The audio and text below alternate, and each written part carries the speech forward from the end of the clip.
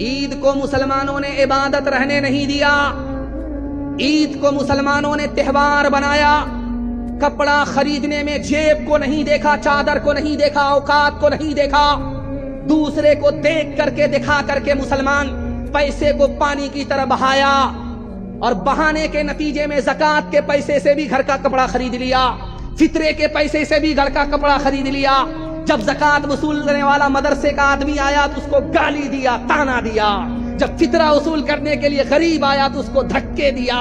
رمضان آیا، چلا گیا، اور یہ مالدار کل بھی ذلیل تھا، آج بھی ذلیل ہے، قیامت تک ذلیل ہے۔ مسلمان مال سے غریب نہیں، چال سے غریب۔ اور ایک بات میں بڑے ادب سے کہہ رہا ہوں، مسلمان مال سے غریب نہیں ہے، چال سے غریب ہے۔ کیسے؟ ابھی یہ رمضان کا چاند نکلے گا، اس کے بعد عید کا چاند نکلے گا، تو مارکیٹ میں کپڑا خریدنے میں سب سے آگے وہ ہوگا جس نے ایک روزہ نہیں رکھا۔ ایک روزہ نہیں رکھا وہ کپڑا خریدنے میں سب سے آگے ہوگا، نماز پڑھنے میں سب سے آگے ہوگا، اور جس نے روزہ رکھا ہوگا اس کو آپ مارکیٹ میں کم دیکھیں گے، اور عید میں سب سے بعد میں نماز پڑھتے ہوئے آپ دیکھیں گے۔ کرسی پر بیٹھ کر کے میں گارنٹی لیتا ہوں، آپ کے ہاتھ میں بھی پیسہ ہوگا، جیب میں بھی پیسہ ہوگا، گھر میں بھی پیسہ ہوگا۔ ضرورت ختم ہو جائے گی، پیسہ ختم نہیں ہوگا، گارنٹی لیتا ہوں۔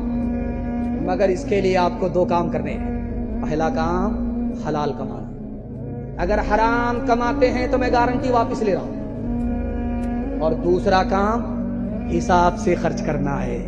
تھوڑا پیسہ ہے، تھوڑا خرچ کیجئے، پیسہ ہے نہیں، دوسرے کو دیکھ کر کے دکھا کر کے پیسے کو مت اڑائیے۔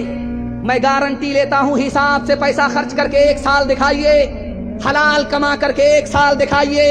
میں گارنٹی لیتا ہوں مسند رسول پر، ہاتھ میں بھی پیسہ ہوگا، جیب میں بھی پیسہ ہوگا، گھر میں بھی پیسہ ہوگا، ضرورت ختم ہو جائے گی، پیسہ ختم نہیں۔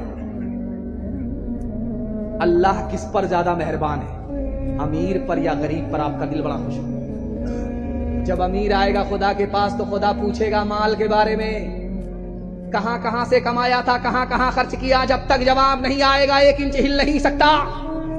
قربان جائیے خدا کی مہربانی پر، جب غریب آئے گا تو خدا مال کے بارے میں نہیں پوچھے گا، حال کے بارے میں پوچھے گا، کیا حال ہے، خیریت تو ہے؟ جتنا وہ غریب پر مہربان ہے اتنا امیر پر بھی مہربان۔